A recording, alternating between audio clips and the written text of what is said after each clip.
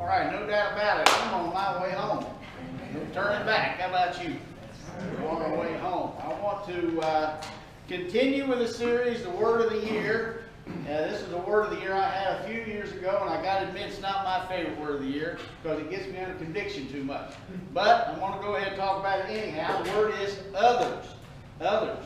And more and more I look at this, though, I am convinced that this Word of the Year is not just good for others, if I'm good to them, it is good for me. When I try to do what God said about others, that's when I am happier and grow more. I believe that. So let's look at the verse, Philippians 2. Don't look out only for your own interests, but take an interest in others too. All right, so we're going to do 5 questions to flesh this out on the subject of others. All right, who? Who, what, when, where, why, by the who? Who? Yourself first. What? I thought it was others. Well, look at the verse again. It said, look at the first part of the verse. Don't look out only for your own interests. The Bible does not teach you can't look out for your own interests. Matter of fact, the Bible teaches you ought to look out for your own interests. We are happier when you're taking care of yourself, so we don't have to. Okay? Take care of yourself. Do what if you need to brush your teeth, don't wait for me to come brush your teeth. Do what you need to do to take care of yourself. That is a Bible principle. And so there's nothing wrong with you looking out for yourself. Now, some of you maybe have flown and you recognize this picture when the flight attendant gets up and gives the safety greeting. And she says, now if the plane loses oxygen, an oxygen mask will come down. If you're flying with a baby or somebody who can't take care of himself, first put that mask on yourself. Because you will then be able to help them. You put it on the baby and then you go, you faint and it falls off the baby, you're both gone. See? So the idea is not, the Bible does not say don't take care of yourself. Take care of yourself first, you'll be better able to help other people. All right, so it is all right to look out for your own interests. But then it says, I think I got the verse again, don't look out only for your own interests, but take an interest in, there's the word, others. Take an interest in others too. And then Romans says we must not just please ourselves, which is why I don't like this word. Because I like to look and please myself. I want to eat what I want to eat. I want to be comfortable. I want the Titans to win. Well, that don't happen. Okay. But what would it be if we only wanted church just for me? We could start a new denomination. The name of our church could be this: the Selfish Followers of Christ. Got a certain ring to it, doesn't it? I'm sure some people, I'm going to that church. I'm tired of going to those churches where they always want us to help other people. I want something for me. But when you really think about it, does it really match the selfish followers of Christ? Of course not. It does not. We cannot, and whatever we name it, we don't want a church that is that. That is only the selfish followers of Christ. I only want songs that I like. I only want sermons that I like. I only want food at the lunches that I like. And I don't care what others like or whether we reach anybody. Wow, it's awful when you say it out loud. So certainly we surely didn't even think it and act that way. So we not just to please ourselves, but others. That's the who. Ourselves, take care of ourselves, and others. Well, what? Well, I put an acronym of BLESS to do this. We bless, B-L-E-S-S, others. All right, the B of bless is burden bearing. It says in Galatians 6, share each other's burdens, and in that way obey the law of Christ. Share each other's burdens, not just your own burdens, others' burdens, and then we'll fulfill the law of Christ. What do you think the law of Christ is? You don't have to answer out, but think to yourself. Well, I think it's what he's talking about when Jesus said on the night before he was crucified, he said to his disciples, now listen, here's what I want you to do. I want you to love each other like I have loved you. What a standard. The law of Christ. To love like that. And so we are to share each other's burdens. Well, what are some burdens that people have? And we all have sometime or another. Well, we have guilt. Now, we don't just dismiss guilt, which a lot of people our age now try to do. Oh, you don't have any reason to feel guilty about anything. Well, yeah, you do. Sometimes you do. Well, I just cheated on my husband with another man. I feel guilty about it. Oh, you don't need to feel guilty about that. Yeah, you do. You're guilty. Okay, you need to feel guilty. And dismissing guilt like that is not the answer. This is just a sidebar here because that gets me aggravated. Well, I beat my wife last week and I feel guilty. Oh, you don't need to feel guilty about that. Yeah, you do. You're guilty. So the way to deal with guilt and burden or bear is not snap your fingers and say there's nothing to it. Now, if they say, I just feel guilty about everything, well, that's a different story. You're not guilty about everything. So you see what I'm saying? Deal with it the right way. But people are guilty. People worry. People have sorrow and grief and anxiety and fear. A lot of people fear because the mass media is pumping fear out to you 24 hours a day. Be afraid of everything, your neighbor and everybody and everything. And hurt and loneliness.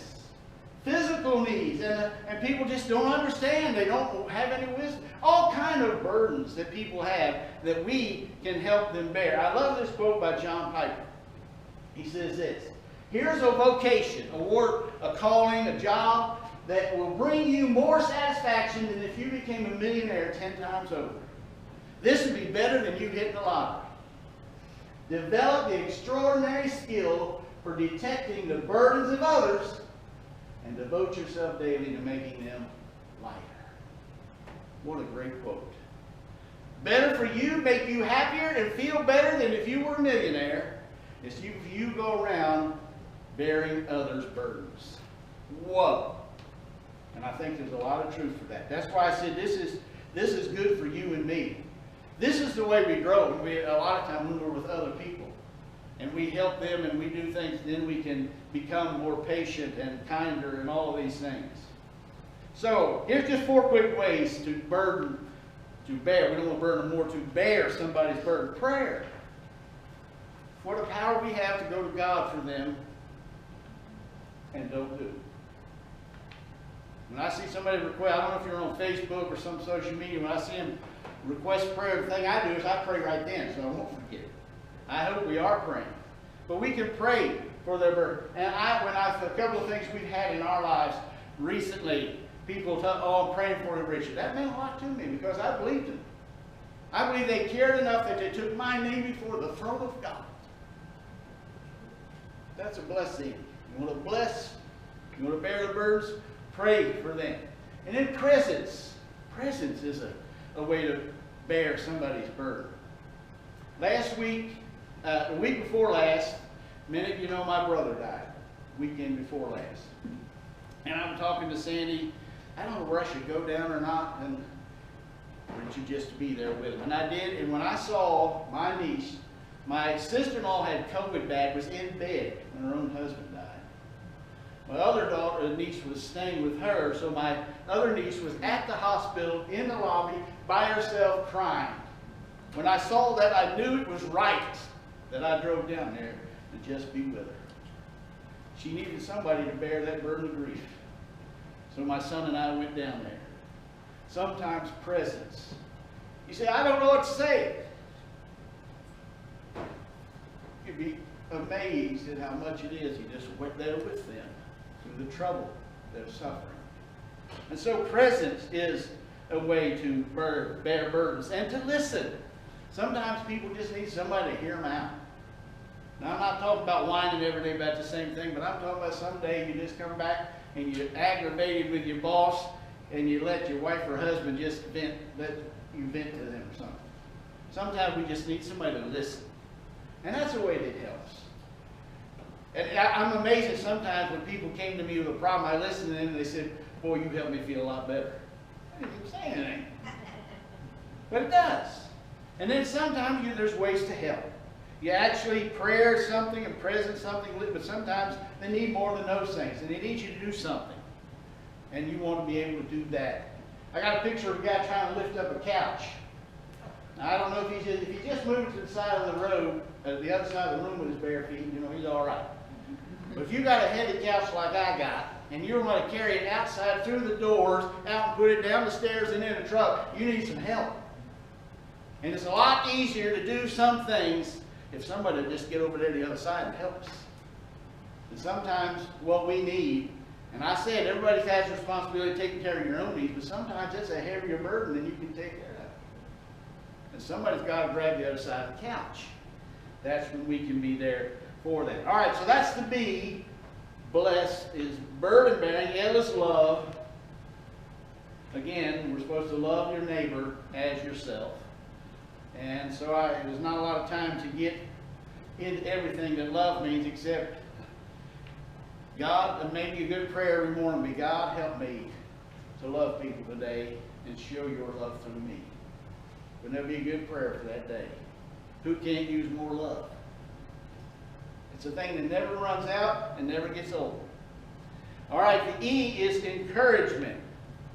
Encourage each other and build each other up. Not tear down each other. Encourage each other. So we need to, are our words building them up or tearing them down? So many marriages, I see this, people tearing each other down. With their little sarcasm, their little jokes, their little criticism, they're tearing down, and not building each other up. We want to encourage. Now, I told this story, I think, 4 years ago.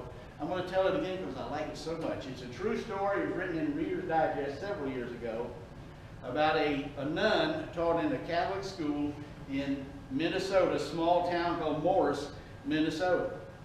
And she told about when she started out her first year of school, she's teaching 3rd grade, and there's a little boy in there named Mark Eklund. And Mark liked to talk all the time. And she had to keep saying, quit talking, Mark. And he would say, thanks for correcting me, sister.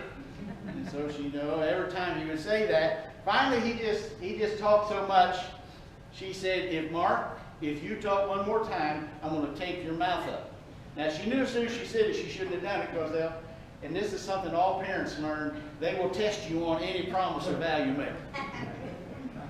If you guys don't quit wrestling, we'll kick you out of the house. They're guaranteed to wrestle again, okay? So you just fulfill whatever you do. So she knew then, one of the boys said, Mark's talking again. So she got her masking tape. She put one like this and one like this. She put an X on class, wondering what it was. She sat down and she looked at Mark and he winked at her. She started laughing.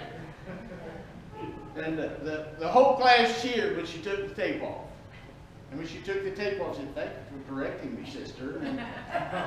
So he was that kind of student, she couldn't forget him. Well, she got transferred to junior high and high school math, so she had him in the 9th grade for math.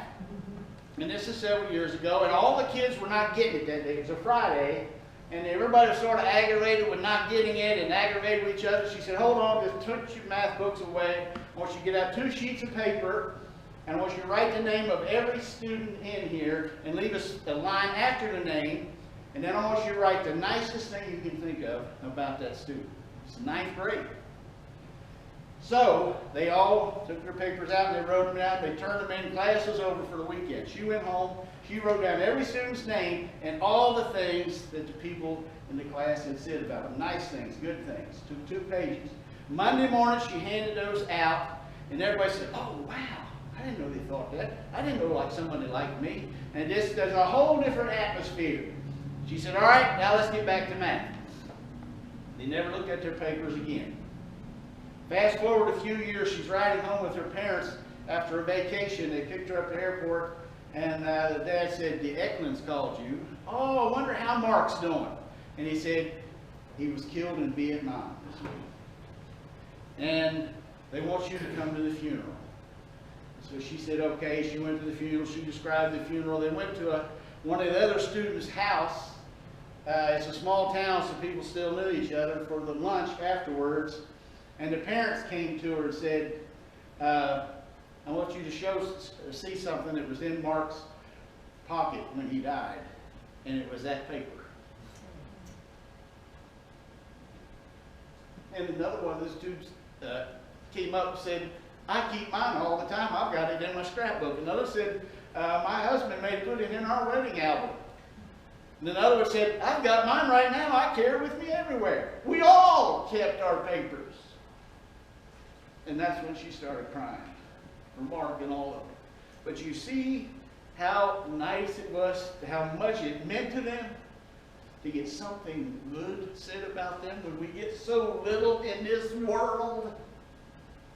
And the power, the superpower that we have of encouragement, of building somebody up instead of tearing them down. We can bless with encouragement. And then the S, the first S for bless, is substitute grace for natural feelings. And I say that because of the way the passage, I got to looking at it, and it starts with this verse starts with the word instead. Now, when you start with instead, that means something. That means there was something before that, and in place of that something before that, you put this other thing, instead. So what is the verse before that? It says this, get rid of all bitterness. Now, it is a natural feeling to be bitter. If you've never been bitter towards somebody, maybe you haven't had anything happen to you, but it's a natural feeling to let bitterness grow towards somebody. It's a natural feeling sometimes to be angry or even have rage, to say harsh words. They mistreat you, to say harsh words to them. Again, a lot of times even in marriage, harsh words. And